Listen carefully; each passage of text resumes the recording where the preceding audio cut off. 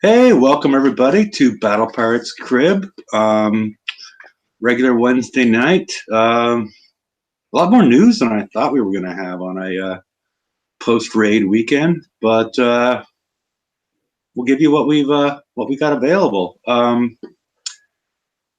We got a brand new VXP format, which we're going to talk about. Hopefully, the briefing will come out during the show. If not, we'll see it today or tomorrow. It starts on Friday.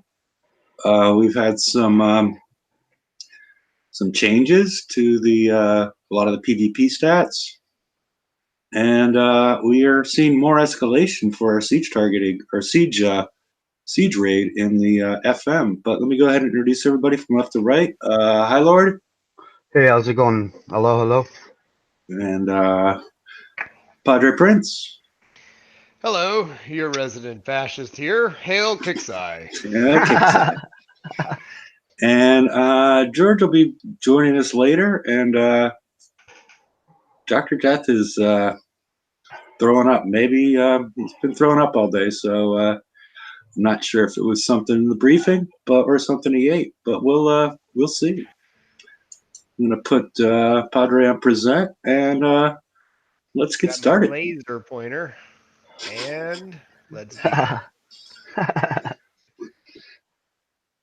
You go the right way. All right.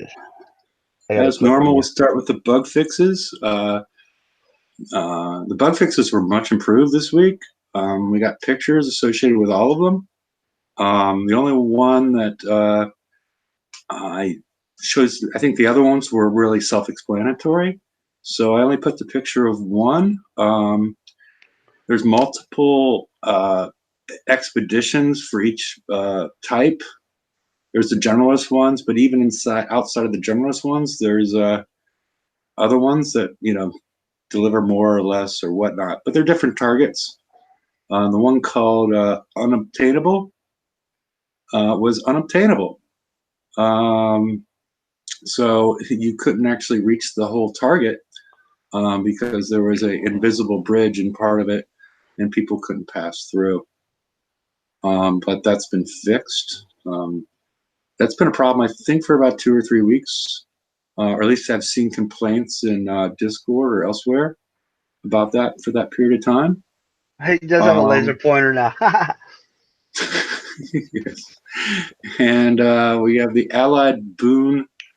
If somebody was watching it, it would show that the wrong person, that you won when you lost and whatnot. And then there was a pop-up when players would enter their base for certain players, giving you the pop-up to instant repair or whatnot, even if you were repaired. So, yeah, it's a limited list this week. Anybody have any thoughts on these three? Well, I want to say something. I've never actually got over the first level of any of these things. It says it's like 10 coins to unlock. Is that like a one-time fee, and then you always can get level 2? There's no level 2. Basically, the one if you open, I think it's 200 coins, not 10. Maybe it's 10 to refresh it or something. Yeah, 10 is to get a. Has new anybody one. ever done that? I've never done that. I don't know what's in the second targets. Well, okay. Yeah, people have. Somebody. That's what I'm saying. Have any of you guys? I wouldn't. No, I wouldn't either. No. If it was like 10 gold, I would do it, but 200, nah. Well, 200. Let me explain the way it works. 200 is basically you have a rotation between. Yeah, I know. That pops up every hour, and it's not like you're getting another class of expedition targets. You're just improving your odds of getting the one that you want by having 2 open slots instead of 1. Oh, that sucks. Well, I mean, it's whatever. So you just rolling 2. You're rolling 2 campaigns at once, and whatever it is that it is. You pick the better one. Yeah, right. You pick the better one. I got it now. I didn't realize that's what it was. I thought like it opened a different set of targets. No, and then the 10 allows you for at one time, as opposed to waiting for an hour for a new target. Yeah, it will automatically refresh, and you get a random chance of getting another one. Oh, that's cool. That's good to clear that up. never really looked into it that much. Yeah, these aren't. This isn't an aspect of the game that I. No, the payouts too low. The only time I would use this is I would send my ironclads in to hit the base part when there was a raid going on. So then he would just like automatically collect shit. And I don't even use that fleet, so who cares? Yeah, I use them during raids quite a bit, and I don't like collecting titanium, so I will use them for the titanium target because it's quick and you'll get, the one. I have to wait a day or day and change, but I'm getting 48K, which isn't a huge amount, but No. it takes about a minute, and I'm getting that, and I'm just using mana cores that I'm not going to use elsewhere. Oh, very interesting. So, but also all of them are come in handy. Uranium, all of them come in handy during the raid when these targets are not available. So let's move on then. That's a good point. I've never thought about the other two, but it makes sense. Okay. Look, another event. Yeah, exactly. That's what it is. Begins and ends. So that's pretty it's a special version of the VXP Weekend, including VXP bonuses, activity points, leaderboards, and a reward store. Full briefing is available Thursday, January 17th. Yeah. Let's it's like, come on, just let me rank my ships and leave me alone. Yeah, it's very demanding. Please But put on the other hand, Hull in here. I'm interested. I want to see what the prizes are. Yeah. Well, it really depends. If you're the type that's just going to go in there, hit it, get your fleet killed, coin it back, until it's done. Because I found the old, especially with the siege cycle, to historically be very boring and very monotonous of just killing ships and paying to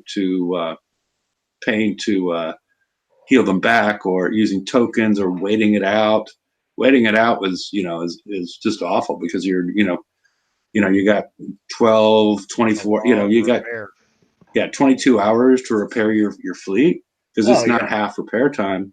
Well, it's crazy, yeah. That's what I had to do with my ERADs last time. Even though, the first one, it's like I would hit once and then slow repair, so I'd get like 3 or 4 hits in. The second time it was better, and they all got skulled because of the ships. But yeah, on a normal situation, and then when that's repairing, if you're going to do the slow repair, you can't repair anything else because you need it to get done before those top VXP targets are gone. Yeah. This one appears to be a little bit different. If you can click the slide one more time, click us over to the next one. This is all the information I have at this point as far as what this is going to be like. It's going to be more like the holiday events. There's going to be, from what I know, 2 skirmish and 1 siege target available. And I'm not sure if you get VXP directly at this point, for doing damage or receiving damage, but they do provide you with activity points. So if you're good at hitting the targets, efficiently, you're going to get more points. I believe regular VXP rules apply. So for VXP itself, in the skirmish, you'll get some for killing stuff. In the siege, you're boinked unless you die. I believe the top prize is a new tier 8 Conqueror hull. Called the shrimp boat, and it tosses out fishing lines and lobster nets, and that's how you get your resources now. Yes. But basically, you accumulate the activity points, and there will be a store like we saw in all these holiday events. And I think most of the VXP tokens are going to be hull specific. So it doesn't give the I was initially, when I was hearing about this, I was wondering, are they going to be generic, or is somebody going to pile them up for the next 3 years? But that doesn't appear to the case. It's you claim them, and then you can rank up existing ships. There might be some other ones that are maybe class specific, but we'll see. I even forget what are in Bacon Chest. I forgot. Those were the Does anybody remember? skins. Probably the skins. There was more than Yeah. skins in them. I Wasn't remember it Was it some was it tiny the tier ships. was That it was the the tier old- 4 holes? Yeah, it was the Yeah. old hulls. Yeah, old hulls. Thanks, guys. Tier 4 and below. Okay. What would Yeah. be cool is if they use this as an opportunity to launch some new crews. Now that would be notable if they were like, look, That would be we're cool. doing this, but we're also revamping and releasing some new rare crews. Like 3. Mhm.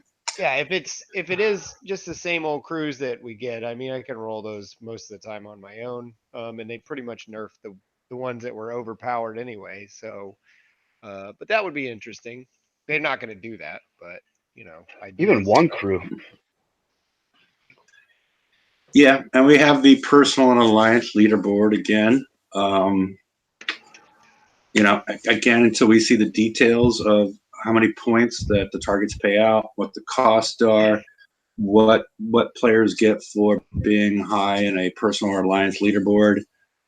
I don't know that we have enough information to like it or complain about it. But the one thing I wanted to get across is that you may not need to have your ships built at this point in time in order to achieve VXP to rank them up later in the month once they are completed. So that could be part of the strategy for a lot of people. So, and Alliance rosters will be locked for the duration. Interesting. So That's okay. We're at 100. maybe I'll join for the week, Padre. Yeah. Good luck. We haven't had a spot in a while, honestly. Okay. Well, you can kick out George. Moving on. Okay, let's move on. Now we get into some of the changes they made. This is the one that's not PvP directly related. Well, they're telling us that they made it so you had to have fully healed ships to launch, or fully healed subs in order to launch them because of griefing. The timing of that was not really true. It was more had to do with the raid cycle that was ongoing. Yeah. I think it was a combination of both. They just used one as the excuse for the other. Like, look, we're doing you a favor. Just kidding. Mm-hmm. But right now, instead of 100% health, you only need 10% health to launch, but you still need 10% plus health to, I'm assuming, attack a target. Because I'm assuming it's not going to prevent you, or at least that would be an interesting little glitch if you had a sub at 8% and it would not allow somebody else to hit you. That would be fascinating, but I'm assuming it means to attack. No, because you can be 8% on the map and before you dock, so they could still attack you if that was the case. But you won't be able to get out of your dock. With the lurker in your base, that would be fascinating if you had to be at 10% in order to, for people to attack your base. That's a defense ship, and that's in its own slot. Yeah, but still, it follows the sub rules. I see where you're going with that. I understand what you're saying, but I think all defense ships. Oh no, they don't. You can launch them at any time. You don't have to. Well, that's what I'm saying. I'm just saying they should use the words attack instead of engage. Yeah.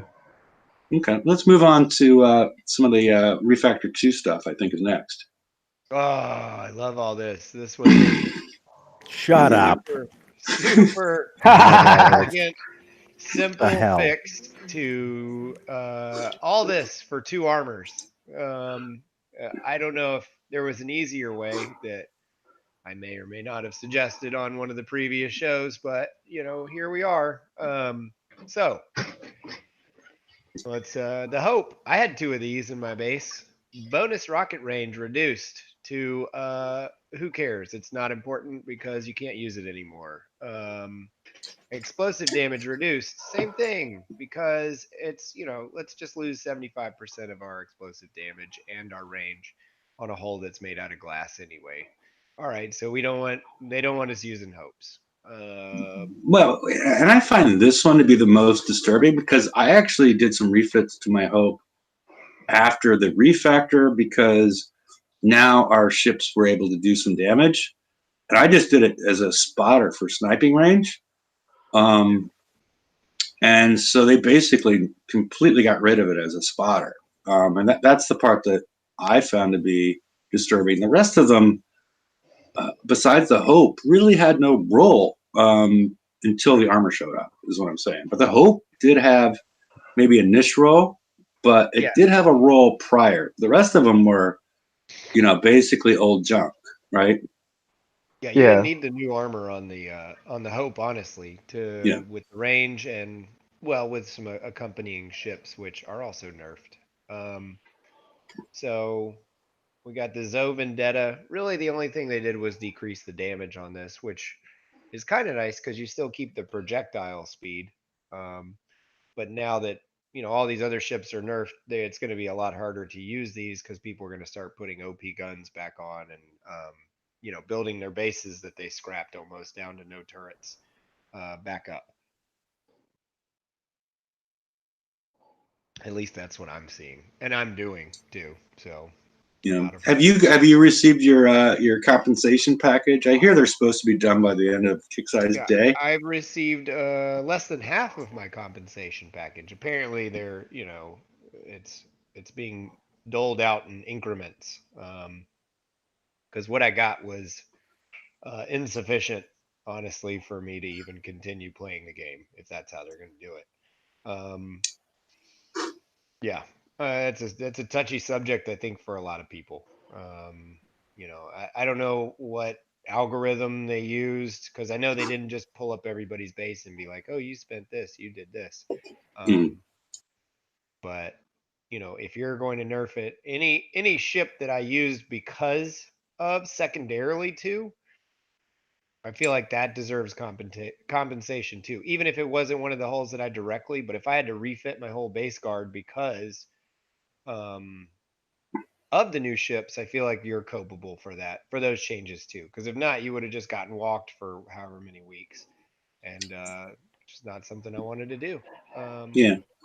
Would you have felt better? Because sometimes they wait. We've seen multiple problems from glitch repairing to all sorts of stuff where they wait so long in order to make a decision that the players are acting based on that. Well, yeah. Would you have felt better like after 48 hours, they say, oh, okay, people are doing this with the tier 8 stuff. Just yell out at this point, we haven't fixed it yet, but we're going to change it. So, buyer beware. Don't do anything else with these. I don't think the Kickside caught on in 48 hours. It probably took them a good bit longer than most of the seasoned players to figure out some of the things that probably like a week actually do. And I'm sure they didn't figure it out on their own. I'm sure they were getting complaints and people, it was brought to their attention. It's not something that they said, "Oh, look at this problem. This is a problem."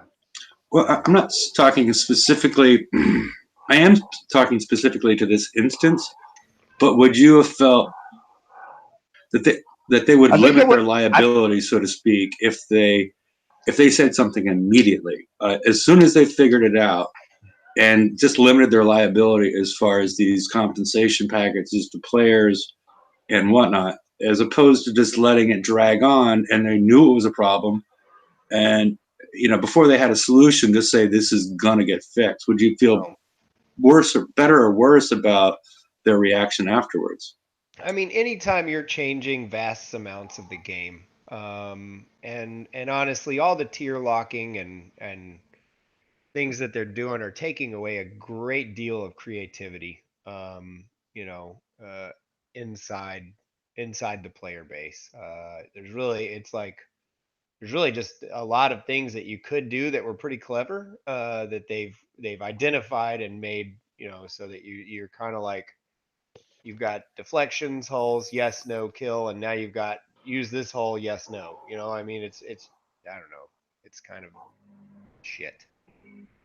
But some of these hulls did need tweaks. I don't know if the tweaks they made were entirely needed in the manner that they were made, but I think some of the hulls did need some tweaks.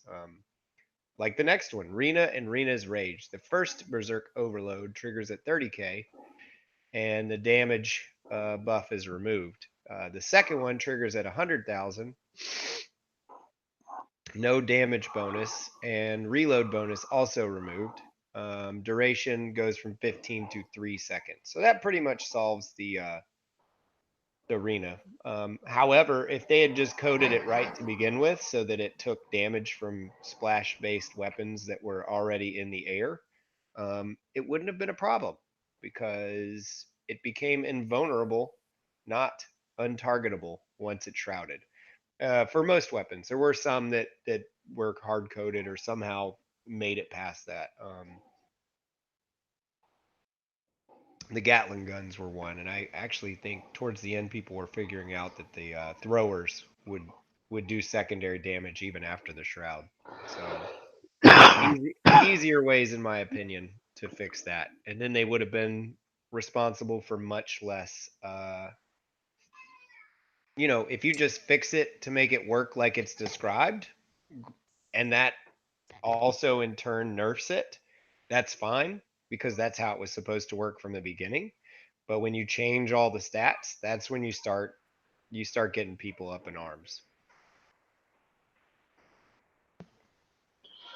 Makes Yeah. sense to me. Else? Yeah, I think though what Hefe was hinting at is that I believe if they would have said, okay, this is a problem, even if it took a week or a week and a half, 2 weeks, and said, listen, we are changing this just to give a heads up, it would have saved a lot of people a lot of energy and coins and refits, and they probably would have just said, you know what, it would have been fun for a week or two, but it's going to get changed, so I'm just not going to do that. Or some people might have, like, okay, it's only They going to might have last said, for a week. I want to use it for a week. Just I don't care. So next, or Sure. anyone? Yeah, we got a bunch of this Refactor 2 stuff. Yeah, So, there's a good yeah, bit let's to hit the go next one. through. Malice got restricted to hulls that aren't really relevant, so you don't have to worry about, the Malice anymore. Spite, same thing, restricted to hulls that nobody's in their right mind is going to use on the map for the most part. I like how you add that part. For the most part, yeah. For the most part. There's a few of them that may still like the vendettas. I still feel like you may find a situation where you could use a vendetta. However, it will be harder. The Survivor, which was an awesome hull, probably one of my favorite hulls since its inception, just because of the splash damage reduction it imparted on everybody. Because it was great with kings when we were making really fast kings to run through and prep out bases. You know, I feel like when it was just the survivors, it was okay, but with the introduction of other splash reduction specials, it sort of became overpowered in that you could get your splash reduction so high it was hard to even give damage to some of the new hulls unless it was an accuracy based weapon. Okay. So poor forethought. But anyone else care about these hulls? No, I like that Survivor. I never actually built one. I didn't notice at the time. I just saw it was like, I don't, I didn't fine tune comb on that one. If I would have noticed that, that's a pretty interesting idea to get the splash up that's awesome. I like that. Yeah, we were using that. I can't remember what the weapon was that we were trying to get. I think it was actually Hopes, but we were using Kings with a high splash reduction build to just run by everybody's stuff and get to the back and take out the ships because it did so much damage also. Yeah, So nice. that technique's been around for a little while. Yeah, the Survivor has been as problematic for them probably as the Punisher was. Okay. Yeah. It's fixed We now. can move on. We got a bunch of this Refactor 2 stuff. Yep. So The Valiant. I was using these in my base. I was getting ready to refit one, but I was like, nah, they're changing it. I found one in only storage. affects itself, a Vanquisher, and the Alpha Behemoth. So if you want damage, you've got to use that. And I'll be honest, I tried running an Omni and 4 Valiants, and the damage is good, but it's not enough.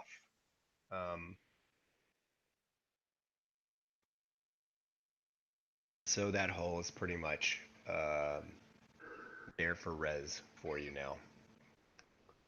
Yep. Vanquisher ability aura has been restricted to the following hulls. So again, they're just restricting the special abilities on these to things that aren't going to be crucial in the game or give you an advantage, because you saw a clever special that it had. So Vanquisher again also restricted. I still have one in my base, damn it. I got 5 of them. They ran this special a while back. I don't know if. Oh yeah, that was like $10. It was awesome. Yeah. I told everybody to get it. I'm like, if you don't have one for $10, it takes up no time. You get all the blueprints. It's good Yeah, just I did to it have for the something. blueprints. Yeah, exactly. $5-10. Who cares? We got an Omni. They did that. Special ability restricted to Courage, Justice, Hope, Valiant, Vanquisher, Omni, Alpha, Behemoth, Harlock, Alpha, Behemoth. So, yeah. Has anyone tested to see if the auras still trigger res cap? I was waiting to see if that was listed in here before I brought it up, but if I didn't see it in the patch notes, but from what I've heard, you get a singular activation of your res cap, and there is no further stacking. See, I have a problem with that. That's like one of those two specials are like my little.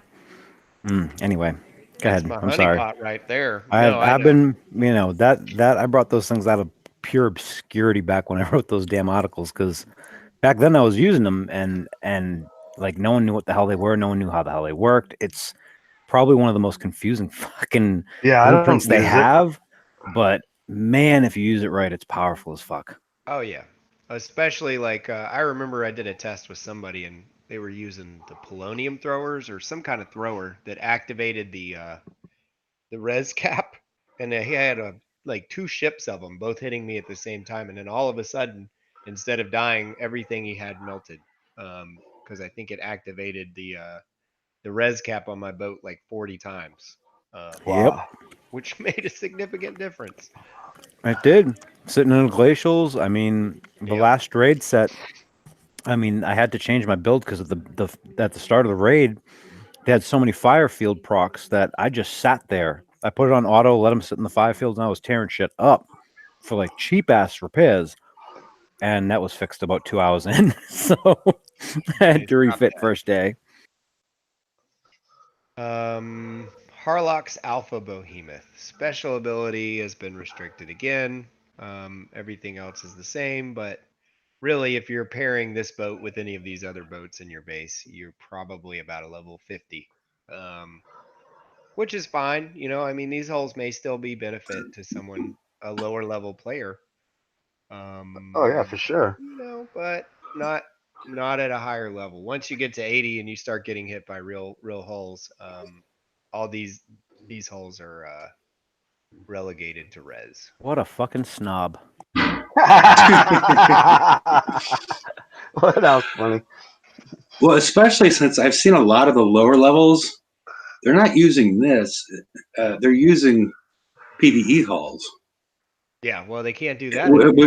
which they can't use anymore. So hopefully they have some sort of fire sale on these items So, for The lower level Vanquisher, players. yeah, the Vanquisher is usually always around for like $9 or $10 or something. It's a great deal if you don't have anything at all. One of my most proudest achievements. You? That was you? Oh yeah. Oh, that was My design awesome. and everything. The original design Yeah. actually got kicked out because I had put too many at the time too many new specials, and I was like, no, you want to put the specials because people want to buy it, and it's like a deal, so it's gonna make them want to buy it. You get the print. I can't remember what it was. I tried to sneak in like a brand new special, and one of the devs was like, "Dude, you know that's not gonna happen. What the fuck is the matter with you?" I was like, "Come on." well, I think I didn't have the autoloader 4 or whatever it is. So Yeah, I was in the same boat as you. Yep. I just couldn't be bothered to do that campaign. The Yeah. tech up, the tech up was annoying. Yep. Yeah, those things came around a few times. When I saw that as well, I'm like, damn, I want that print so bad. I'm like, fucking $10, whatever. I want the print. So we got more. Now we're changing some weapons to, I guess with 2 anti-boats, you could pretty much shut down the breachers. See, this one I have a problem with though. This is a lot of flak evade. Like This not a little bit. It's a lot. this much flak evade makes the actual accuracy of the CM 16%. Even if you brought the CM's accuracy up to 150, you'd still be at an actual 32% accuracy against. Hit rate. Yeah. So right now, I mean, the way it is right now, this makes it 16% accurate. That's it.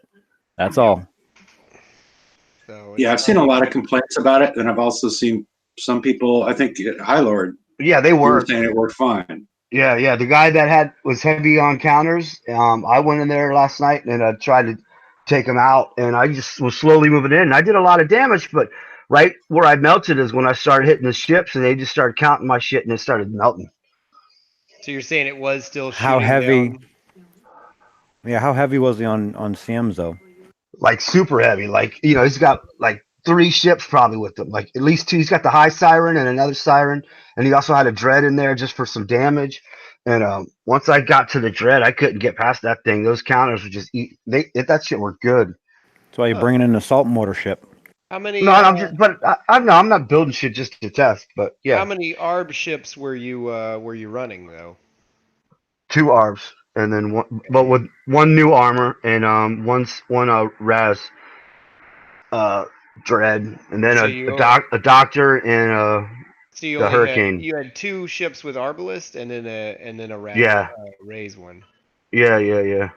All right. Yeah, 2 is 2. I don't know. But I don't 2 hit a looks lot. like- I hit for fun, and I'll go out, and it was just like, I don't need the fleet. So I'm like, yeah, he had all those counters. So I actually hit him beforehand and then after.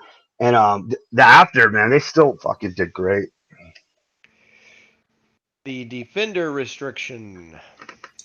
Oh wait, we skipped over the sinful scattergun. I don't think anyone's using that anyway. So the damage got a boost. The deflection's got a decrease. So yeah, it's a thing. Yeah, the only thing that was interesting was that the original post had the kickside numbers, and then they updated it with these numbers afterwards. And so they multiplied the damage by 4 and the deflection by 2 off of their base numbers, which is, was sort of interesting because you knew it was the damage is doubled relative to that, but not times 4 versus, it's more complicated than it is 2 to 1, but yeah, it's whatever. But yeah, as far as I think this is overkill, this defender restriction thing. Like I mentioned earlier, for lower level players, that's really their only option.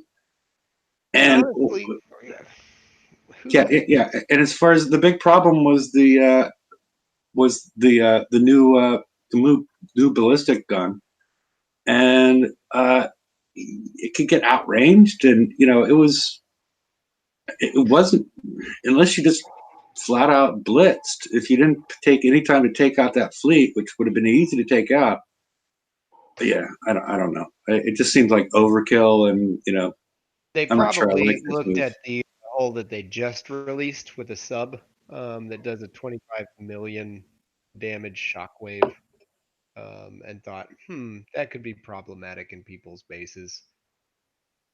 So That can still be problematic in a couple of places, methinks, but yeah, me no too, comment. but I'm not talking about that Nope. until I use it on somebody. So Refactor 2 point something. I stopped reading at this point on the refactor list. Yeah, all this stuff now has defense bypasses. So they were complaining about the fact that players were going out with PvE hull and griefing PvP ships. And so this is to make it cut and dry. Yep. I'm not sure why they made it so that PvE ships could hit PvP ships, but they did it. You know, it's this. I don't see this as having a huge impact on most players. So, all right. Any thoughts on the past raid, the Vengeful Fire? Several. Wasn't too bad. But everybody was pretty upset about it. It was pretty bad at first until I spent a bunch of coin and refit. But Yes, you know, that's then it the wasn't major. too That's the bad. major issue. Yeah, yeah. That was the major issue I saw with it. Was it took $100 to basically, if you include your slow build time and the tokens that we get in the FM, it took $100 to get the hull that they tuned the raid targets for. You mean originally, right? Not after they changed it. Well, what they have listed is the flag and the eradicators was at least $100 in order to do but that. you didn't really need the full fleet built. You just needed the blanks, and 3 of them built. Yeah, there were some people doing, I think, the targets with like 1 or 2 ships. Yep. And just Kraken leaving the rest. Kraken in Doc the was back. doing it with 1 hull. But he was the flagship though, right? Yep. Yeah. Yeah, the flagship, which you had to coin to get that done. Well, if you. I'm just saying Typically, you would have. Yeah. I mean, I was doing it with 3. It with 1. Yeah, I mean, I was doing it with 3 with the blank flag and the blank hull in the corner. Even I had before they mine changed built it. out, but I didn't. When I refit, I took my engine off, so I wasn't even running an engine on my build. Really interesting. But you had three speed boosters because of the specials. No, I didn't Correct. even run the special. I was running thruster, hyper 30, auto loader, siege targeting, and what's the one for Nuke Siege accelerator. nuke accelerator and something Yeah, else. so you got nuke Siege battery. accelerator and hyper 30 were giving you speed, so you had some speed. Yeah, no, I mean it wasn't slow. I mean, the biggest thing that I had a problem with was the fact that your resistances, I mean, 0.15 of 1% made massive.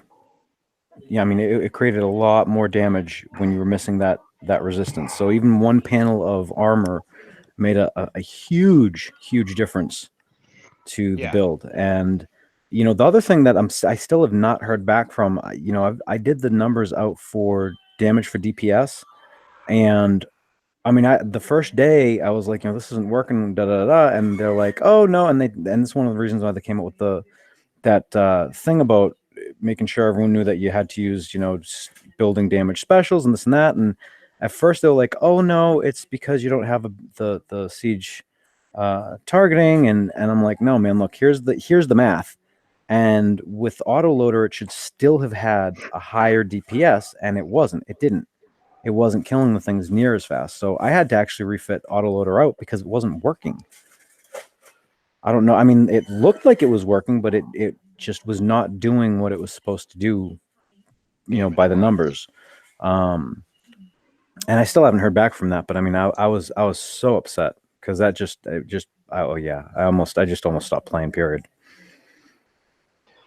Shit like that is just, that's the kind of stuff that will frustrate the hell out of players because there's no good way to test it to go, yeah, for sure this is actually not working, unless you will flip around and coin the other build and compare them and do all the math out, and then it's an uphill struggle to try and prove it to them, and then we also had the whole armor thing. I mean, holy shit, 0.15 of 1% of resistance, and it made anywhere from an hour to 2 hours of damage difference.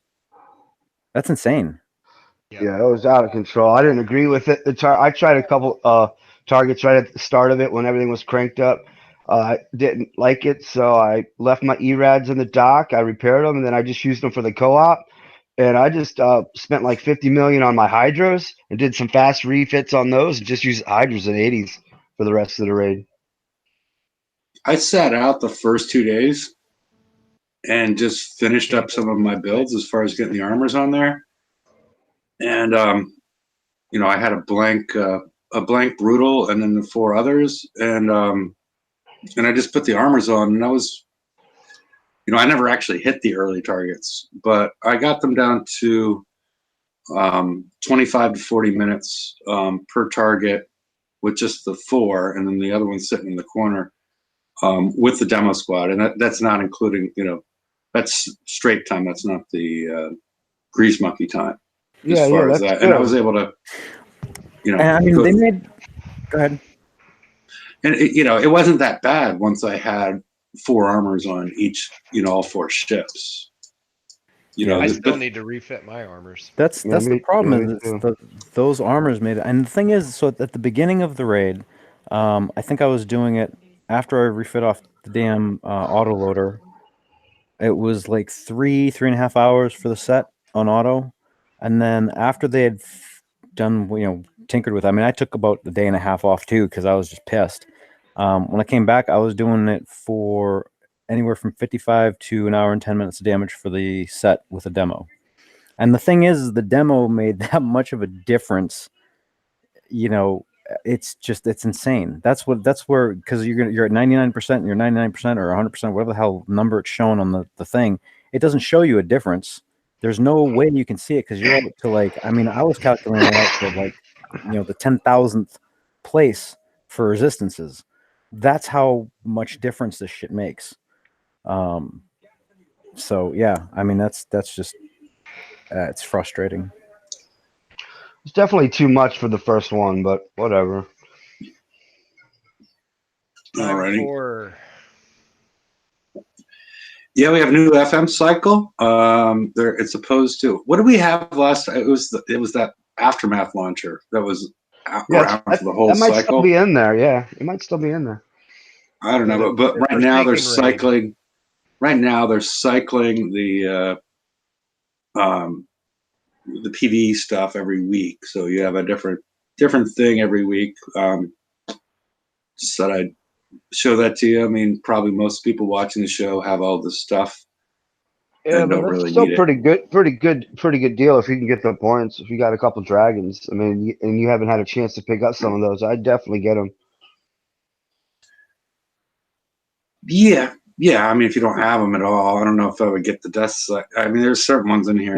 I would get the Executioner. I would get week 1 and week 3. I'm not sure what I would do in week 2 besides probably get the corrosive casing. Yeah, I'm not sure I would get the death sight, at least at this point, unless they make some changes. Just in case. Tokens are cheap. Yeah. Those always help to have, just in case you do come across where you need to use it. You're like, oh, I got 2 7-day tokens, bam. And most of it can be used base parts, but still, it's just nice to always have that if you can store them. Yeah. I mean, you can use base parts on all that stuff, so it's not really. If the points are easy, go ahead. But yeah, if they're not, just pick up the specials. Yeah. Okay, we can move on to see what the prizes are. You know, Escalation is real. Yeah, I know. I already got some of these. And they're tier locked or whole class locked or whatever locked. Yeah. The new one is, which is annoying. Yeah. Disappointing. It's future proofing. Yeah. Future proofing. Yeah, it's annoying. See, the problem with that future proofing though is that part of this game has always been coming up with really odd shit. At least for me. I mean, that's one of the things that I've loved doing since I started playing. I mean, since I was able to figure out how the hell to do builds and stuff. This level of just regulation essentially is just wow. Yeah. I mean, they have less people to figure this stuff out on their side. And on top of that, you know, when they first started doing this, you know, now they got 6 specials, 6 special slots in your ship, as opposed to, 3 or 4, yep. And it makes it crazy for them, But here's the especially thing, with less people doing it. They have these things called a test server, have people go in there and, and don't do it for like the 2 or 3 hours or whatever the hell they do. You know, do it for a weekend of some shit, and even every month, cycle players in. You have a lottery system, and every month, you know, a couple people win to hop in for a test server weekend, and they will come up with this shit. It's Yep. not like, you know, they've said for years that the player base is smarter than they are, and it's true. We come up with some weird shit. Yep. I love doing that but shit. that would be static to that point in time, as opposed to in the future if they make something. Oh, okay, well, you know, there's not really something in this one because You do what Blizzard does. You tweak and you adjust as you go. I mean, it sounds like they're going to try and do that going forward, but the problem is they haven't done it for 7 fucking years, and I don't even know if they're aware of how. Like, they have to have somebody that has had this sort of experience before to know how to kind of dynamically tune, you know? Because I'm not sure if I'm all that comfortable with them dynamically tuning, since they kind of have problems regular tuning. I mean, we'll see, but I don't know. yeah. But the big difference with this one, I think, because I took the blueprint from the briefing. I'm assuming it's got the 24.8 at the bottom. I changed it with the other ones because I'm assuming this one gets to R15. But the big difference that I see with this one is the 35% ballistic damage. 25% projectile speed sort of matters, but it's not as big as the plus 35 ballistic damage. And you know, it makes some hard decisions. And I mean, once we go through all these, I see a vision as far as my fleet now. You know, because my fleet, my original Eradicator fleet did not have nuclear accelerators in it. But my flag, I think my flag's going to. But that's for a whole different reason. But thoughts on this? Long ass build time relative to the predecessor. I didn't put Nuke Accelerator 2 in there because there's no reason you should have had Nuke Accelerator 2 on your siege fleets. Some people did because of the splash factor, hoping that the splash would come out. And that new gun does have a tiny fraction, but I'm probably going to be going with this Nuke 3 here. I like it, but I don't like the build time. I was hoping you was going to have that 1 second build time you guys were talking about. Yeah, that'd be nice. Yeah, you know, that didn't happen, but well, that splash that comes out with the new, is it the Annihilator? I forget which one's which, but that splash is a secondary impact. In theory, that splash should not work. So, well, if this wasn't around, it would have been cool. I was gonna put Nuke 2s on for that just to boost the splash a little. But now that this is here, I'm definitely gonna be using this if I'm gonna switch them at all. yeah, I'm just saying that the splash and the special would not impact that weapon. Oh, because it's a secondary weapon. Yeah. So I got you now. I got you. Okay, let's move on to the. Wait, what? It wouldn't impact the splash should affect the secondary weapon. That's what I thought. Not the secondary damage. That weapon that no, because remember the pack weapons, it sort of has a pack effect. But it's a stun, so it has splashed more buildings. I mean, prepared for this one. I'm curious. Remember the pack weapons? As far as it starts off with like a base of like a 40 splash. And so they originally had that on, and they took that off because once you started putting splash damage specials on it, you know, the Papa Smurf is, you know, the big blue boom. Yeah, the boom. Yep. The boom. Yeah, that, I mean, unless they changed it back, splash doesn't impact, you know, splash specials don't impact that. Because it was just taken out, you know, it was taking out everything when people were able to pile up splash on that one. Because it's like a secondary. I thought that was just on that weapon, though, not the mechanic. You're saying that they changed the whole mechanic? Okay, for that kind of. Okay, for a secondary weapon. Okay, are you saying for a secondary weapon impact, like a proc type thing, that a splash special will impact that?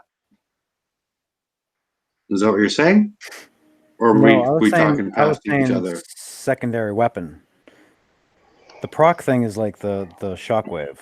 Yeah, like whatever you want to call this, like a proc, whatever you want to call that. No, I was just looking at because I actually walked in on that tail end of that. That's why I was like, wait, what?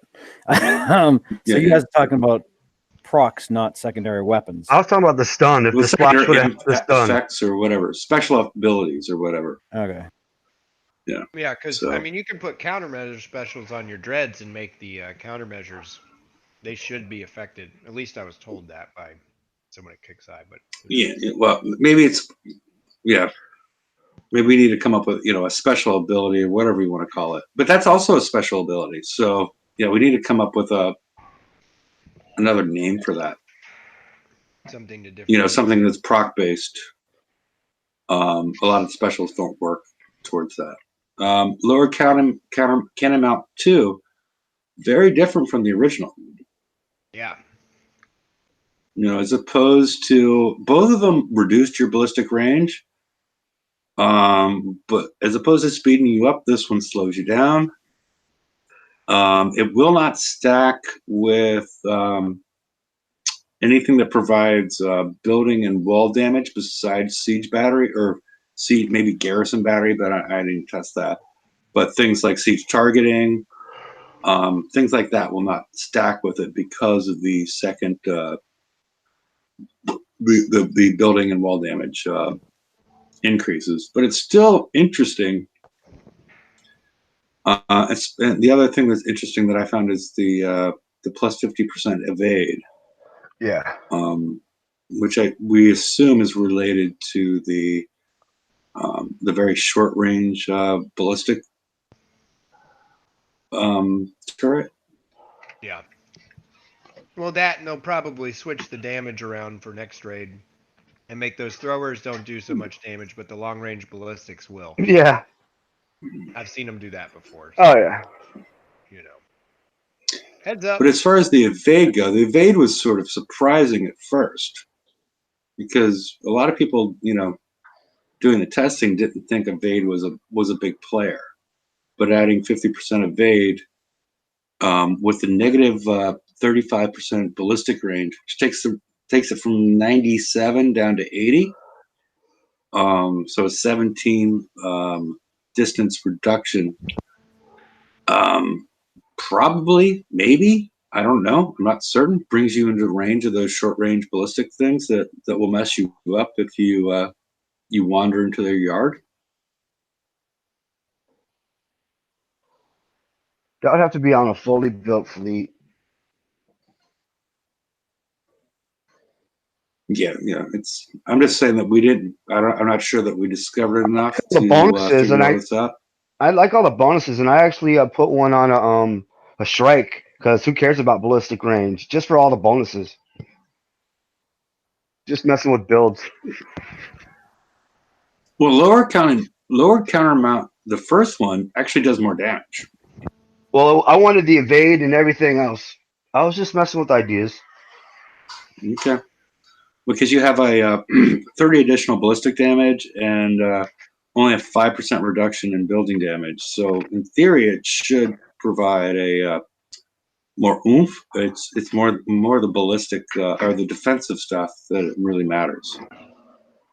So Got a lot of defense. I'm more looking at all these three as in total to put on my flagship. But do we have anything else on this one? Or I don't know if I'll I tell think you choose that. The biggest question I think using this for the raid stuff is how much damage is that short range gun gonna do, and are you in range if you use this? Yeah, I wouldn't use it. That's the only thing that I don't know. That's a question. That's a question that we really need the answer to before we decide to even use it. Because if it's something where you can drive, it's like a couple pixels, like some of the old raids were, and you can still use it and not get hit by that thing, then oh yeah, I could see this thing doing some serious shit if you want to drive your eradicators. If you're going to be in range of that cannon no matter what, I mean, maybe it's an option if you want to do an auto hull. I don't know that. Looking at the damage, I mean, I understand that it's got the 35. What is it? What's the resistance on this thing? 35? Yeah, 35 and 35. Yeah, I mean, yeah. honestly, for that, I'd rather build them the way that I did with the range and damage and just run demo. Yeah. Yeah, Because yeah. It depends how easy it is to get the demo squads in the future, but I'm yeah. already loading up now. I mean, I'm so damn paranoid. It's shit. No, But- I have over a dozen. That's my question with this one, as far as like, because it has the negative 40% combat speed, Mhm. but with the way mine's built, with cannon system 5 and radioactive resistors, Mhm. if I combine all this stuff, it's faster than my current chips. If If you I put if I this put on it, on Nuke 2. Strike 5, it's actually okay. faster. It's 66 versus it's 66 for my flag versus 63 for the rest of my ships, and then you have a 17, like I said earlier, a 17 distance differential as far as if you aim at a target when they're going to stop. So hopefully that would get you out of a lot of the splash. I just don't know how. Again, yeah, like you said, I don't know how this is going to work because we don't have the stats on what The range is, yeah. yeah, what the splash is going to be, and yeah, what their range. Even if you go into that, I mean, it's hard to tell. Yeah, I mean, it's. I mean, that's the one thing that we're gonna need to. I mean, we're gonna need to know. I mean, I'll ask. I don't know if they'll even contemplate about telling us, but it's that's something that just makes or breaks whether or not you use it. The other thing is, unless you do try and compensate for that minus 40, I mean, splash, splash, splash is gonna catch you with this. So Well, I it don't know. combines a lot of stuff, and you could actually, yeah, I was going to put the on my regular ones. I don't have the hyper 30 on it, but I would put hyper 30 on this one Also, because it the other might ones slow would be you down where you 17 lose behind. more of your blood as you're coming around. I'm sorry, say one more time. The blood on the Eradicator, I felt The like frenzy. Frenzy, the yeah. frenzy or whatever. I felt like that mechanic was weird. Like it would drop a frenzy bar when I just killed a building or 4. And I'm Yeah, like, how?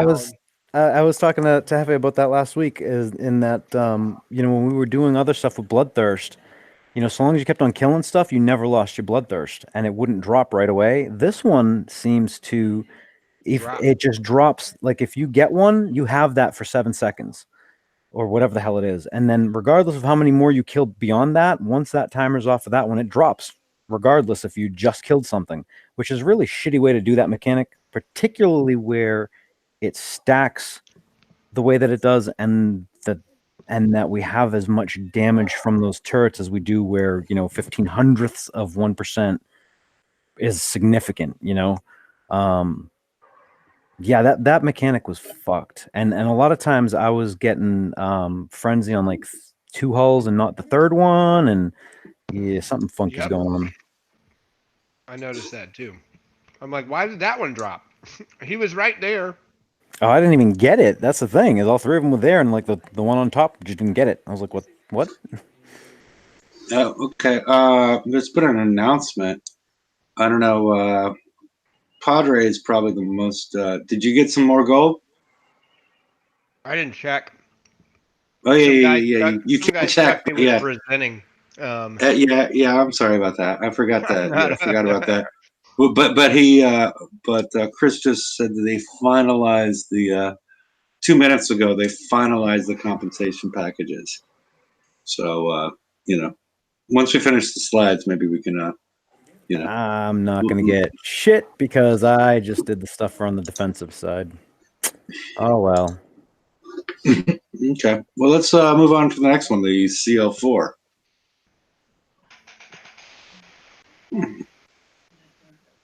there it is. What? I mean, based on what George has been saying about 1,500th of or 15,000th of a percent, this should make a significant difference. I mean, we got basically 2 1/3 or 2 1/2 of the time, the build time, and basically you get 4 to 5 increase in your ballistic and radioactive defense. Unless they tune for it. Yeah. I mean, yeah. I mean, maybe that's where it started. I don't know. So, but really, I don't like those build times. Shit. Yeah, but this is the one that's the largest outlier as far as the predecessor and the current one as far as the change in build time. And what's really annoying is that this is one of those, like the armor is one of the cornerstone things that when you're first starting to build out the blank hulls, there's, I don't know if I want to use, strike system or speed system, or armor was one of the ones that I'm like, yeah, we're definitely using this one, and that's the one that I have on everything. So I have to actually refit fucking everything for this thing, which is really fucking annoying. Yeah. I mean, they did have that mistaken release, or quote unquote mistaken, where they released the names, but the numbers were wrong.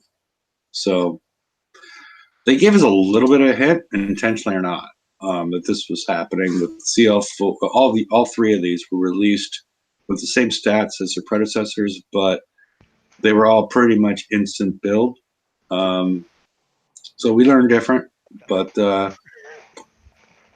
I mean, usually I'll eat the refit because it's it's worth it or this and that. But I mean, going from what is it, 9 to 21? I mean, that's just ugh.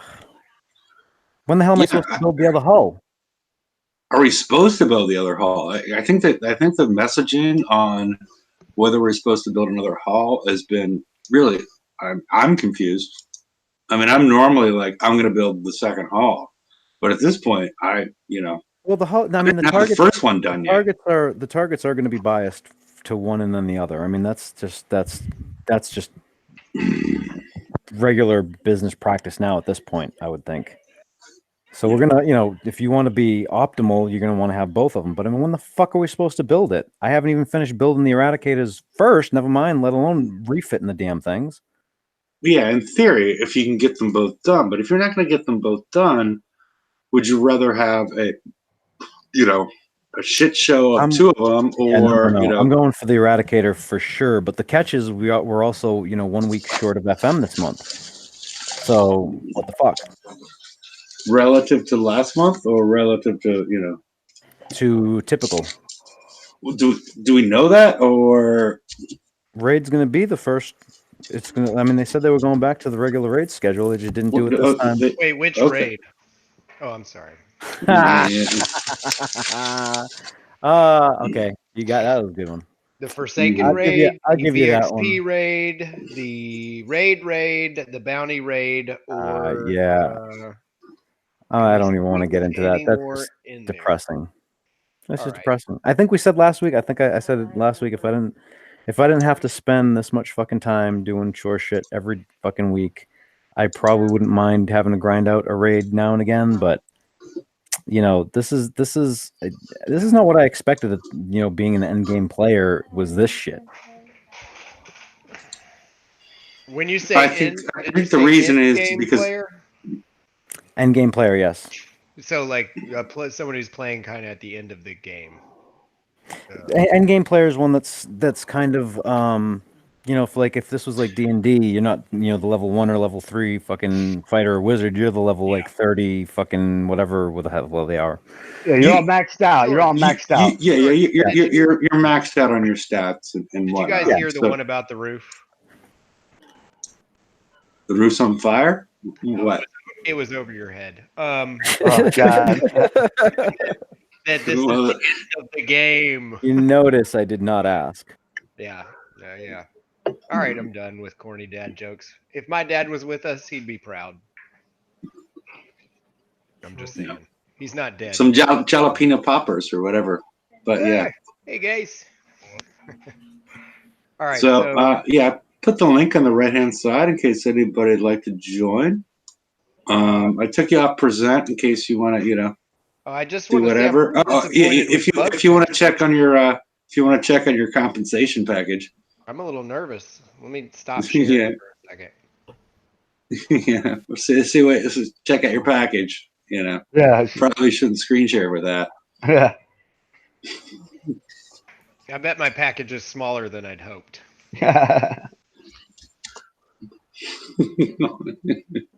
Who's doing that laugh? That's hilarious. But yeah, All right. but yeah, those have been finalized. If anybody wants to check, And by I got a finalized, whole do lot they of mean? fucking nothing.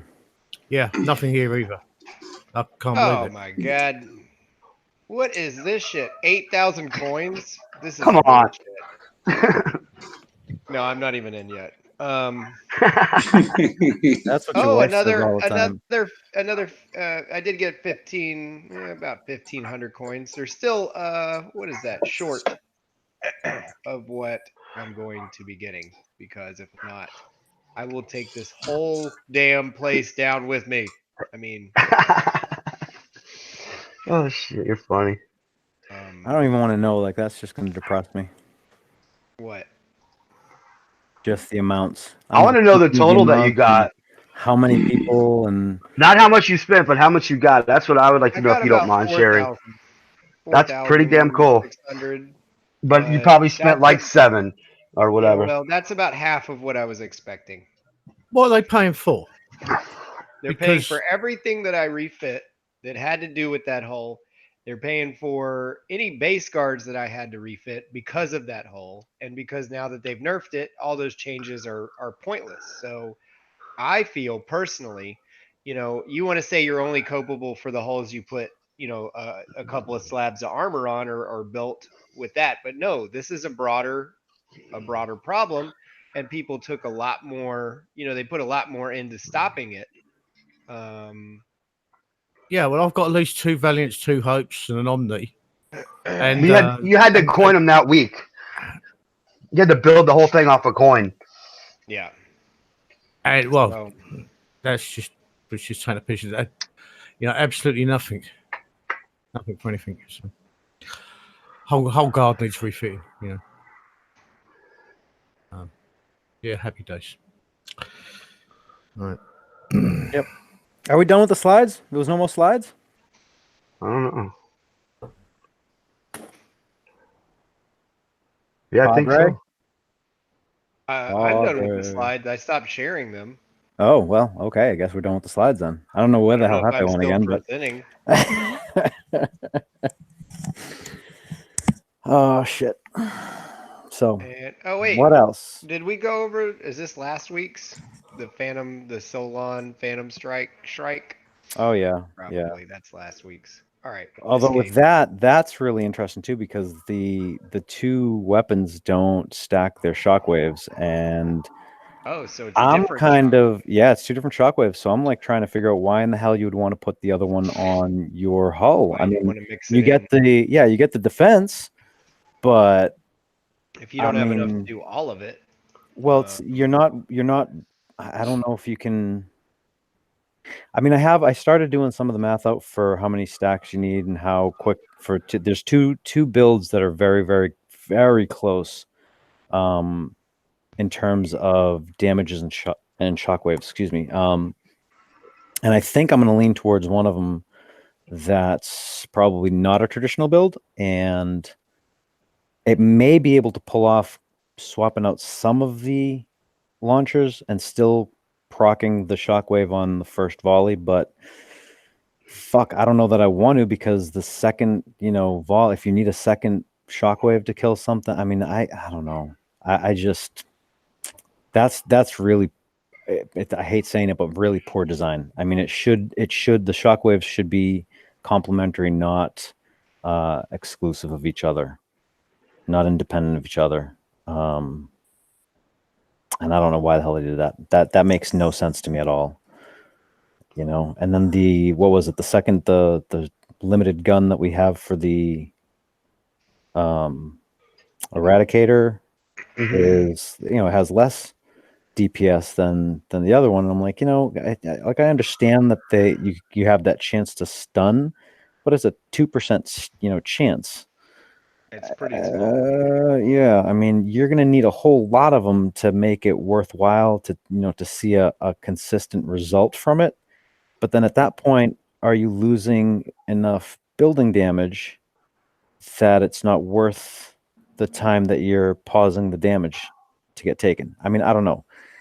My gut says that I want to try and have as many of those motherfuckers on my hulls as possible to proc nonstop, but who the hell knows? Well, I did that co-op and I got 3, so I'm putting on one on each hole, different holes, just so that maybe it'll have that random chance of stunning, and that's all I'm hoping for. It would be nice to be better, but that's my plan.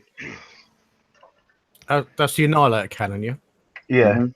I'll Yeah. share a couple of interesting things. We'll start here. This is just how to do a PayPal chargeback for everybody. Moving forward, Oh, shit. that's my current build, which I will be changing a little bit. But that's what I ran and was getting without a demo crew was getting about, and the best I saw was like an hour and 7 minutes without a demo. For the set? No, Or is for that one. For one. Okay. But I was running all 5 ships. Yeah, see, I was and doing just about letting them that. do whatever. I want to say I was doing about that without the demo with the 3. Hey, Oh, nice. George. I don't know. Yeah. Candy Apple says in sidebar chat that Robot has confirmed that both launchers are the same stack count. They are not. I hate to break it to Candy and Robot, but they are not. And I actually already told Robot, and I actually had a picture of it procking separately, and they're looking into it. So yes, Robot was under the impression that they should be. The original designer, I believe, intended them to be, but when you look at the damage, I mean, it's just absolutely plain as day that they're not going to, because the damage on the Shockwave is different. You can't have 2 different damage totals on a proc, because how the fuck are you supposed to pick which one? So no, it is not. They're not stacking concurrent. They're independent stacks. Right. That's been tested. So yeah. I mean, a lot of this stuff is like a lot of the stuff that we talk about has already been passed up to Kicks because something's broke or this and that. Like the autoloader thing has been in their hands since I think 4 hours into the raid or something when I flipped my shit. So I mean, we're just trying to pass the info out too, and hopefully I mean, I would like to see them get a little bit I don't know.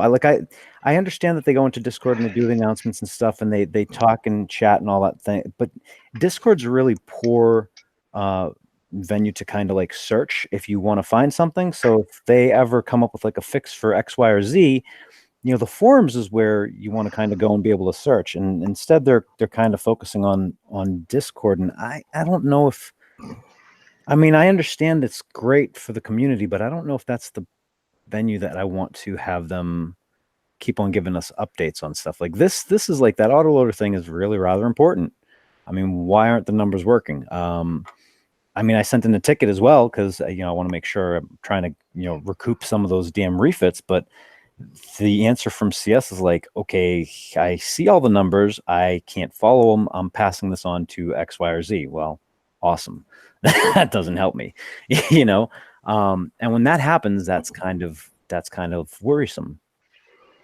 Wait, when someone says I'm not good at math, let me pass this on. No. When CS is like, okay, I see your numbers, but they can't follow, like they can't understand the logic. Not even the logic, but I'm trying to explain the mechanic, and I'm showing the mechanic mathematically as well. Like this was this huge ticket, so they have an explanation. They have the results right from both hits or both builds, and they also have the math to illustrate it.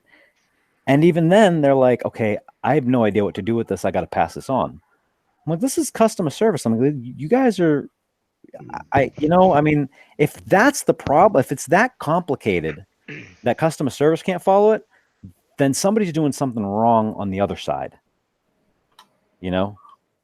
it should not be that difficult to follow along for your customer service reps, particularly if they've been there for a while.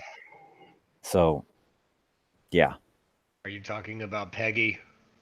I am not talking about Peggy. Peggy hasn't been there that long. I like Peggy all right. I like Peggy a lot. She's So actually sweet. funny. She actually went into they had to go into my base one time, and she was looking at my fleets, and I'm surprised it took anyone this long to realize it, but like I have all my fleets named like really interesting things. You know, like I have everything from like Leroy Jenkins, which is, you know, Leroy Jenkins, to Sea Deuce, to Hyman Shocker. I mean, I have like all these crazy fucking names for my fleets. And she actually sent me a message one time. I was like, hey, we were in your base and I noticed the fleet names. That's hilarious. I was like, holy shit, that's awesome. it was funny as shit. I used to have one called Luke Basewalker. I like that one. But yeah, I mean it's no, Peggy I like. Her I like. But when it's that, you know, when it's that complicated, I don't know. I was thinking about on Friday, you know, it's sort of based on what we saw in this current raid and some of the things I've seen in Discord as far as, you know, I'm not going to do the show where, you know, you can only come on the show if you coin, which has been done previously. But I would like to hear from, I'm not sure I'm going to do this yet, but the idea would be the players that do coin or the ones that have, you know, a shitload of coins sitting in their, you know, sitting there, what they feel good about coining, what they don't want to coin, because people have very definitive reasons on what they're willing to spend on and what they don't want to spend on. And I don't think what happened in this last raid cycle really hits the, you know, I don't think many players want to coin the build on their ships, you know, for a raid. I don't think that's high on people's list. I don't know that people mind coining the builds on their hulls for raid if it's by choice. I think the problem this last raid was that it was by need. I mean, you could not perform in the target, period, unless you had X, Y, and Z. And then other shit wasn't working. And then, you know, because, you know, those that coin a lot, particularly, expect to be at the top all the time. And for good reason, because they fucking paid to get there. But except for it appears that so many of those players are now just, I can get it done for less than the minimum as far as blitzing it, and then they blitz the crap out of it, right? Right, because they're frustrated. I mean, and you know, what's your choice? You can either hit the target and blitz it, or you can blow all the coin to refit it so it'll fucking work, and then you still have to fucking do the raid. Yeah. Which one are you gonna do? You're gonna fucking blitz. I mean, I'd fucking blitz too. I mean, shit. But it's, you know, I think when it becomes like for example, if someone had say they didn't put on siege battery or something, right? Because they already were at 99% and they took out, you know, they coined out 4 hulls already.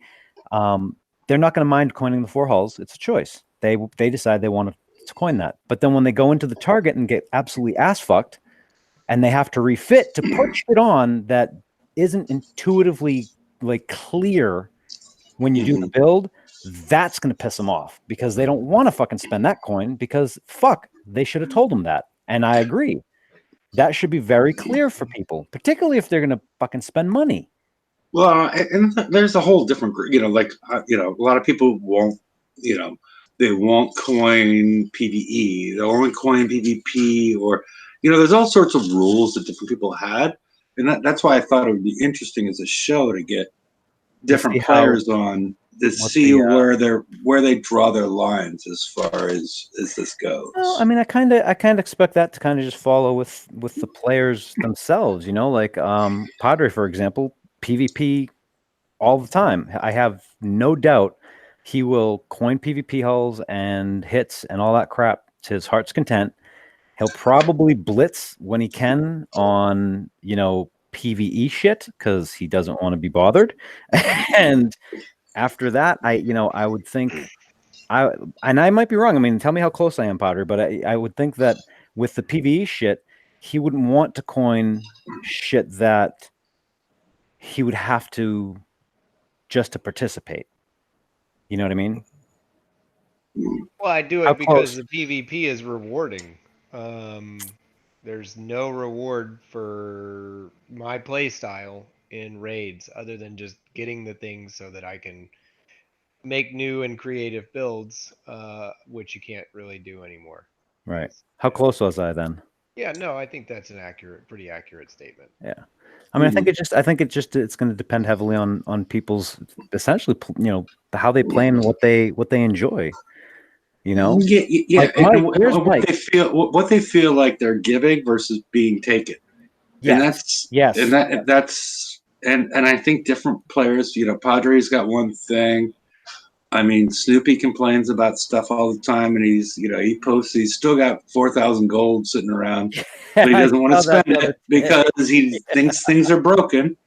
And so, I think it would be an interesting show, at least from maybe not everybody that watches the show's perspective, but as far as the Kickside perspective, if they want to watch the show and hear what different people's logic is as far as why they're doing what they're doing, as far as what they're willing to coin and what they're not willing to coin. I think it's a good idea because I'm opposite than Padre. I'm more about the PvE and the puzzles of the quest or whatever, and cracking that and getting the new tech.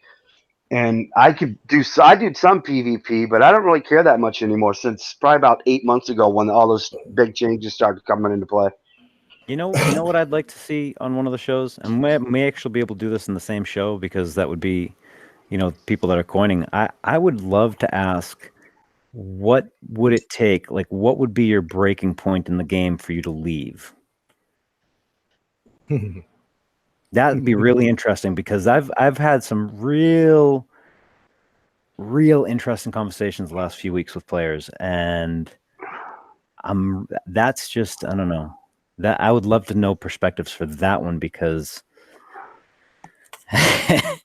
Yeah. If we all found out that Greta was a man, that would that things off. But no, I mean, I could see it all coming together in something, but I'm just throwing that out there as far as I'm not sure I'm going to do it because I'm not sure how it's going to go. I mean, it could just be like a talk over bitch fest. Complete shit show. Yeah, I'm not up for that. And I'm just saying, bring Snoopy on, you said? Well, we might bring Snoopy in for 5 minutes, but Snoopy, as far as like, he's angry. He's, I know what he's angry. He actually does well on the shows, though. He doesn't. Oh, he's, me and Snoopy talk all the time on Discord, so it's good. But what I'm saying is like, he's got 4,000 gold sitting there, but he won't use it. Like, why aren't you using it? Why aren't you, why aren't you participating in the game? And he's not even. He doesn't appear to be participating in the raids and whatnot. But have him on and have him discuss his side, which I think is going to be different than Padres and High Lords and other players, and just to get some different perspectives on what they feel right is, what's coinable, what's not coinable, and and why. I would find that interesting. And we could actually get into secondary too, because like I know some players were like, if I have to refit, that's fine. I'm okay with spending the coin if, and that's always the big thing. There's a secondary if I do it, I actually get it working, really well where it's worth actually doing. If I have to refit and then have to coin still just to be able to participate, then that's when they get kind of pissy. Like this last raid there was a lot of this discussion. I mean, last raid pissed off a lot of players. Well, and that's why I brought it up, that we should have this conversation at this point because of this. That you need a coin to be even competitive in this last raid cycle, or Just you to need, participate. yeah, or you would grind on 60s, and a lot of players that coin don't want to grind on 60s, and they don't want to spend $100 on their eradicators in order to make them relevant, or they had stored up, what I did, stored up tokens and used those tokens and didn't participate in the first couple of days of the raid to finish out builds. I'm gonna tell you, I used up all my fucking siege tokens, and I was pissed because I was planning on trying to get the flag done to have that midway through the raid, and realizing that I couldn't even put anything in the shipyard because you needed them in the targets. I was fucking livid. Mm-hmm. In the past, I've taken a few of their deals. When they offer about 50 build tokens. I think it's in the UK it's about £70, and you could get the fleet built before the first raid. You could have a fully fucking coiner. Yeah, I didn't this time because, well, I don't know. I learned from experience that even if you get the fleet built, you're still gonna have to refit it again, and then refit it again. So this time, I waited, slowly dropped the armor on. With about a day and a half left, I had 4 holes with armor and a blank flag, and parked the flag in the corner, and I could do the top sets, So I didn't need, like a day and a half was more than enough time to get what I needed. So there was no rush. And before that, I was just grinding out 60s with the Hydras, But so this is just, I said I've probably done it about 3 or 4 times in the past. I've just taken the deal and said, yeah, fuck it, let's get that built. Then I can, I freeze up my dock for doing other things. But this time, no, I've been slow building. So, the chances of building the Shrike fleet, because obviously I've got to refit everything again on the Reds. I can't see it ever happening. The Shrikes, I picked them up, but I can't see we're never going to get built. I'm probably going to build one of the Shrikes. That's it. Just one. See what I can do with it. You're going to be disappointed with just one. Well, I mean, that depends on what you're going to use it for now, doesn't it? We didn't talk about that. Yeah, we shall not discuss those things. Yeah, I'm building a blank, but I'm not going to go past that. I'm just doing just the one, only because I wanted to have one. But now that I see that there's so much stuff I got to refit and do, I just can't afford to not focus on my fleet that's almost done. I got to finish that. Well, I'm doing a screen share. I mean, this is the sort of final build or refit that I've come up with. So if anyone wants to see it, and they can. I want to see it. 1 second. Let me click on your name. So this is the Eradicators. This is what I'm sort of come up with as a final build. Yeah, that's pretty much what it is. I'm lucky. I didn't finish all my guns yet. I'm still missing like 1 gun off each. So on 3 of my holes, that new red gun's going to go in perfect because I had to put a gun on anyways. The new limited one. So by taking off the obviously the one that gives you the critical damage and all that, and putting a Hyper 30 on, putting the nuclear accelerators 3 and the Ally 4. Yep. That's basically. So I've got to change. Looks good. See, I didn't go with the whatchamacallit, high velocity round build. Yeah, I like it. Why no siege targeting on it though? Because I want the projectile speed and the ballistic damage. Yeah, you're gonna regret that. You need to multiply ballistic damage by building damage in order for that to make any sense. And projectile speed is it's questionable at this point because I have not seen those turrets move too much. They may move a little bit, but what I'm saying is they're not going to get out of the way. I mean, depends on how many beers you've had. Yeah, exactly. That was what I was. When you do projectile speed, when you do projectile speed against buildings and stuff, it's more to shorten your time to kill, not. Yes. Well, and if you're sacrificing so much else in order to get that's right. Where I have the issue. George, you may be able to answer this for the high velocity versus the siege targeting. How do they do their math when they're dealing with that? Because Their math is actually the way that I had it originally, which pissed me the fuck off because I spent the first day going back and forth with a designer and engineer trying to figure out exactly how the math stacked. yeah, is I don't it know if you saw damage the. and then building damage? Because It doesn't matter. Okay, It's on the all ship. it's all It's one all fucking one? thing. Yeah. Okay, the Okay, total on the so- ship, yeah, the building damage. If I take off the well, if I put siege target in 4 on, yeah. Now the building damage goes up to 1431, yeah, from 941, but my actual damage at the top goes down from over 2 million to 1378, like 1,378. So it's like, hang on, I've lost like, almost. You lost almost half. Ignore that number up at the top for siege. That's a good number for skirmish, but for siege, that's not a great number to even rely on at all.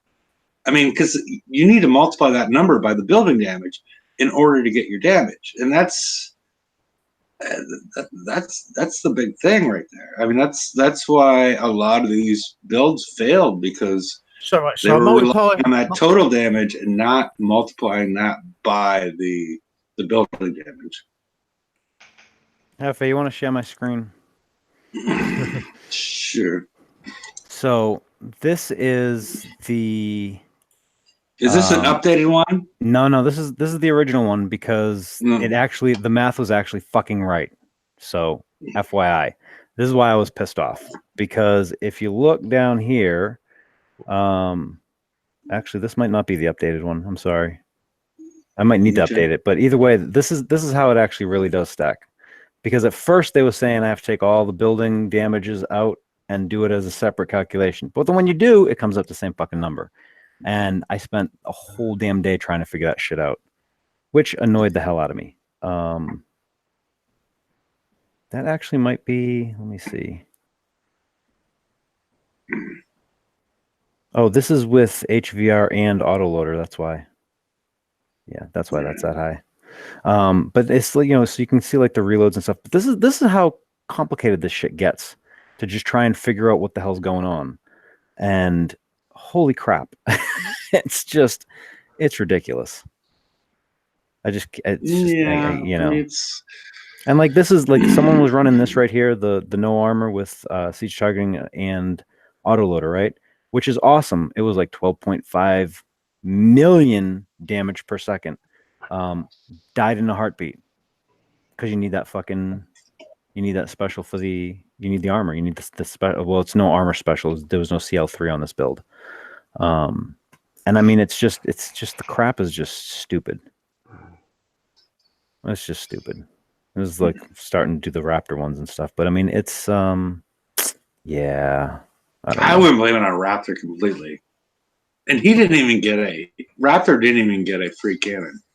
That's well, Are you guys saying this siege is targeting 4 instead of high velocity rounds? Yeah, that's the one. That's This is what the makes one it right different. here. Yeah, this is the one that this is my build right here is this bottom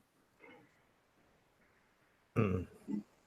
No, I didn't use high velocity rounds. I didn't use autoloader. I didn't use any of that stuff, and I went well until as long as I had the armor up there. Well, we didn't know before the raid, and I have to refit some stuff anyway. So I'm going to work on that. I'm just saying that's how it was built for the raid. And Yeah, I mean, if you want to see something even more depressing, this is calculating the fucking resistances and the combinations and stuff that is in just for the Eradicator so far. I mean, this is fucking stupid. This is absolutely fucking stupid. Well, I mean, as it stands, I've got to change 4 in specials for every hole. If I've got to do this 5-day. Sake, you know what I mean? Yeah. I'm still putting on armor. The real stuff. I just have CL3 in 3 of the spots. I mean, CL1 in 3 of the spots. Yeah. So. Okay. Yeah. Well, that's just for context. That's kind of Yeah, that's bonkers. Everything's 99.9, 98. Anything over 99.5, you're going to show 100% on the on the whole. Yeah, the print or the whatever the fuck the UI. Stats. So you know, it's just, I don't know. It's just crazy. Like some of this shit is just crazy. Like this was just comparing the two. If you were missing 2 armors, this was the difference. This right here is the difference right there. 32 hundredths of 1%. 0.2 of 1%.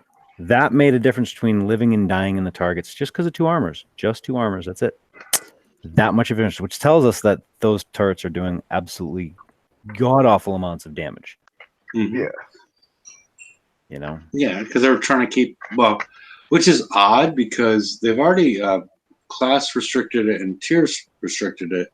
So it's not like you could bring other things in there. It's that's the part that's confusing to me. It's like, why don't you base all this shit off of what you're allowing into the target, and base the ships off that? I mean, that's the curious part of it to I'm me. trying to figure out why they keep on doing the escalation, because they really don't.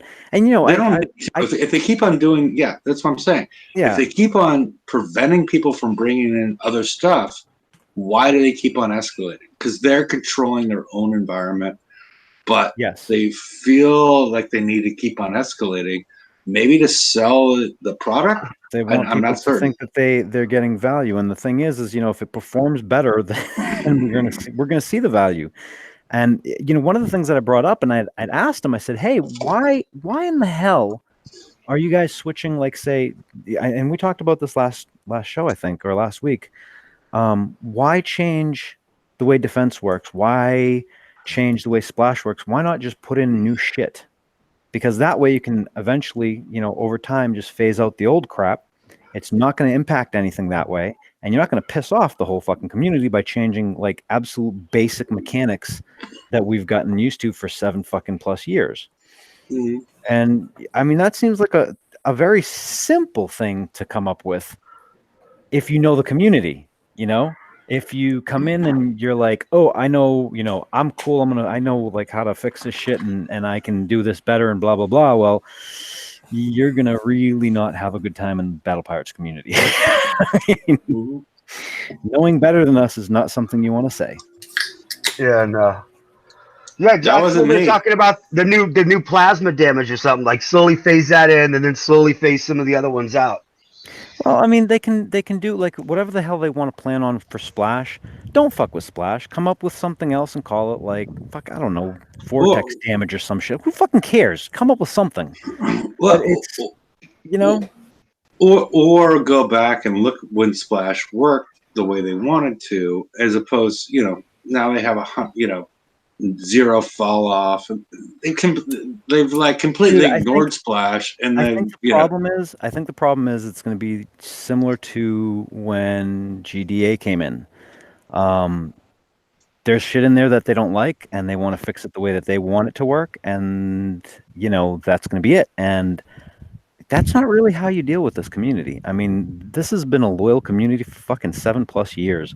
You don't come in and go, hey, yeah, fuck it, I don't like it the way it's going, so we're going to change it. No.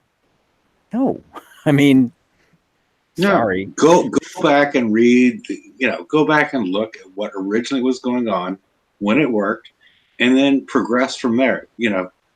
Understand the basis of it, and then move forward. That's my thought of it. So we're at 8:41. Anybody have anything they want to say prior to the after show?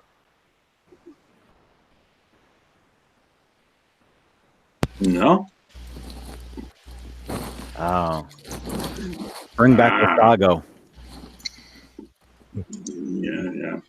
I don't know what else there is to cover. I think we got it until we see what this. Oh, did we get any notes on VXP? Did that thing come in yet or no? Not yet. I mean, what I posted earlier is probably the most use your bats razors if you're trying to get some prizes in the event, and then just rank regularly and don't worry about the rest.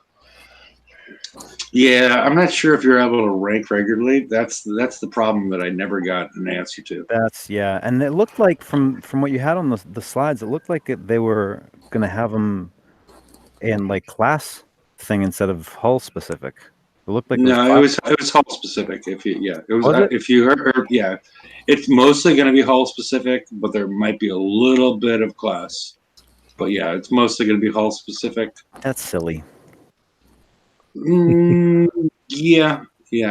But we haven't seen the totality of it, and I don't think we'll see the totality of it in the briefing. I think we'll see the totality of once we actually start interacting with the event. So we're going to have essentially, I mean, we're having events weekly now, and the FM in and of itself. I mean, this is the amount of pressure. The amount of pressure that's on the community is just, I think it's excessive right now. Because I'm refitting, I actually don't have anything to rank to VXP. So how they're going to work this VXP event? Or maybe quite a few people. I'm looking at the ranked. Mine's not ranked. I'm looking at the event, and I don't see me doing it at all, except for just to finish ranking the flag and anything that's new. But I don't care about the prizes. I don't see anything good. I think the VXP is an arm twister because maybe quite a few people did get fleets ranked, but not fully built. So that's the only way to get them to do something, by chucking in a couple of trinkets that people might need for some other part of the game. Well, the only reason I'm going to do it is to, completely skull out my Protocents. Oh, we know that you're going to coin up to be the top guy because you want a hat now. I want to skull out my Proto-Centurions. So, is that why you're participating, Toxic, in the next raid set, or in the next the VXP Battleground? Of course it is. Yeah. Proto-Cents are the way to go, everybody. Yeah. It's the only thing you can do. Yeah. So, do you have anything, Toxic? Everybody else has got a chance to talk a lot, so I want to, I only just hopped on, so I don't even know what the question is or was. Or or I'm trying to end the show before, Pick a subject so we can go for 3 hours. No, that's not, because then George says I passed out, and otherwise I had other things to do. But yeah, no, taking a half-hour ride to the local liquor store or something. No, I had people show up at my house, and I was trying to end the show for like 20 minutes. I'm like, fuck it. Those kids showed up to steal fucking beer again, and Hefe was chasing them down the street with a shotgun. Yeah. Right, that's what it was. Not what happened, but yeah. The beer stealing incident, yeah. It's still epic. Yeah, that's still still out there. But that's not what happened. But people showed up at my house, and I needed to go. And after 20 minutes, nobody would let me in the show. So the strippers showed up. Fucking 20 minutes early. And, I mean, the after show. Yeah. So, Toxic, you got anything to say before I end the show? If I say something, I'm just going to swear it kicks again, so I better not. Well, unless it's, useful, No, I said my piece. It was a bit difficult, that raid, I thought. If you didn't have armor on your eradicators, then they would basically, you might as well not have built them. True. So, not for the first raid, and that's disappointing. For you were better off. I claimed a lot of Hydra tokens, just in case they do the same kind of thing next time. I'm not sure how they're going to do it, but yeah, it wasn't good what they did. The expectations and the pressure on our shipyard was not within reason in my mind, but Well, I just hope that the figures show that they didn't do it right, and and they fix it up for the next set or for the next cycle, I guess. And I'll make it that crazy hard for the next one. Going by the leaderboards, I don't know that they're going to consider it a fail. I don't know. Well, I didn't. But that's a whole different issue. But yeah. But how those leaderboards are constructed is most of these people didn't even play. They would have done one round and then just click until they've pointy finger cramped up on the mouse. Yeah, but they still made money, unfortunately, in that way. Yeah, but that's there it's was not a lot. I mean, there was a lot of players that didn't or couldn't do it or didn't get what they needed. Well, I wanted the lurker. That's what I wanted, and I couldn't because I didn't have enough points, to get the what's it called, the other one, the Shrike or Shriek or whatever it is. Shrike, Yeah, I mean, I didn't start till, let's say, with just over a day left. By the time I'd put the last piece of armor on the fourth hull, I finished at about 228 million because I was prepping as well. So I got some extra points for prepping afterwards, and then I just picked up a few other little bits. But I got everything that I needed, and then some. You know what I mean? And also the the tokens for the what did you say, Effie? What was I using to prep the 60s with? To refit them if I need it. Hydras. Sorry? Hydras, yeah. I picked up the Hydra tokens as well because I thought, they could always come in handy. So I wasn't gonna grind. There's no way I'm gonna grind, so I just didn't get the stuff. Bad luck. I have a little insight on the lowered cannon mount because we asked about that minus 40% speed thing. Yeah. It is intended. The objective of the special is to trade a player's ability to skill drive for better auto outcomes. So, repair-wise, blame George on this. Yes. Yeah, blame me. And George is not going to be using it for autoing. I'm just going to say that now, because I think the way that it was designed, I believe, was something like with the extra evasion and defenses, it's supposed to make up for the loss in speed for the majority of cases. Now, if you're like Hefe and you're going to kind of exploit the whole shebang, that might be interesting. I don't know. Yeah, I mean, I'm under the shebang, but yeah. I did look at that option. I mean, the speed you lose, but where it adds, was it about an extra 30%, 35% defense or something like that? Yeah. But don't you also lose range? You lose range as well, yeah. But So about finite percentages above 99% and something like that. It could suddenly you could end up with like 5 or 4 times more resistance or defense against the attack. Then you might, it might negate how much damage you're taking anyway. I mean, so. Then I'll leave that to the scientists to work out the numbers on that one. Those thrower turrets, if you already hampered with speed, and then you got a shorter range, you're gonna get pumped even harder by these turrets, and they're the only ones that really did a lot of damage. Well, the range is going to be the same on the turret, but the thing is whether or not you're coming into range of the short range ballistics, and then whether or not the loss in speed is going to get you into the closer area for splash. Yeah, and you're slower, so you're not gonna be able to sort of drive by the turret and make it hit behind you, sort of type thing. You're gonna cop it. Well, with the Hyper 30, the evade goes up to like 71%. Yeah, but if you look at the defense, they're in reduction. They're in the 90s. Your defense damages are in the 90s. Yeah, so like how much good plus. is a 70 evade gonna do? Does that have to be in the 90s as well to be effective? I mean, I'm no mathematician, but the reason why those tiny percentage increases make a difference is because of the damage amounts from the turrets. The turrets do enormous amounts of damage. I mean, god awful amounts of damage. Until someone's done I haven't seen. I did miss the first bit of the show. Unfortunately, I was busy. But if anyone's actually done the full maths with dropping the load cannon mount on and the difference that makes to where the 99 point whatever percent plus drops at, and how much difference that actually makes in the damage, the total damage that we can take. I have my handy dandy spreadsheet. I can throw things in if you want. It's worth doing, isn't it? You know what I mean? To put that cannon mount in and see the difference that would make. I mean, where sometimes it goes from like being able to take, like 10 million damage or something, to sort of 30 million damage with that 99 point you know, that extra sort of 0.2 or something, you know.